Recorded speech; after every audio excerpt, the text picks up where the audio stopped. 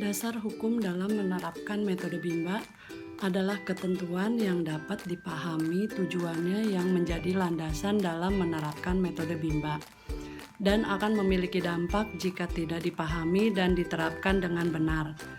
Dasar hukum dalam menerapkan metode Bimba ini akan melahirkan metode Bimba.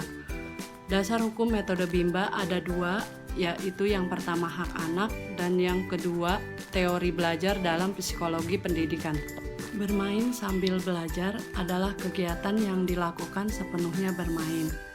Bermain di Bimba HIUEO yaitu melakukan permainan yang konstruktif, bertahap, dan edukatif, ada kurikulumnya.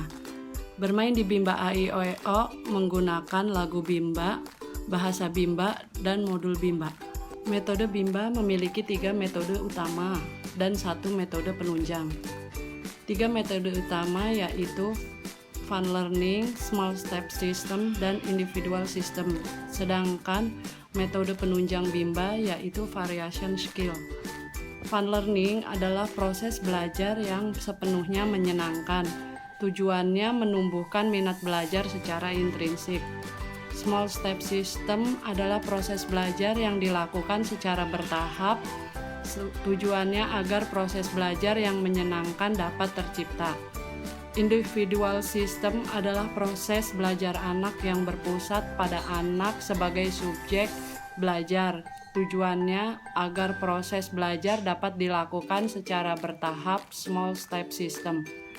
Variation skill adalah kemampuan yang harus dimiliki setiap motivator dalam memvariasikan antara aspek belajar dan kegiatan belajar.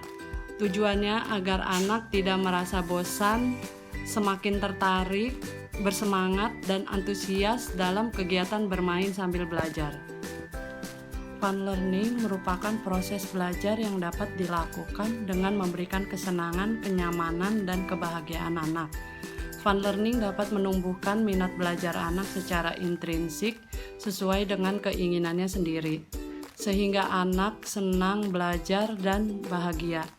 Jika anak sudah merasa bahagia, dia akan terus bersemangat dalam mengikuti proses belajar dan akan mengulangnya setiap hari.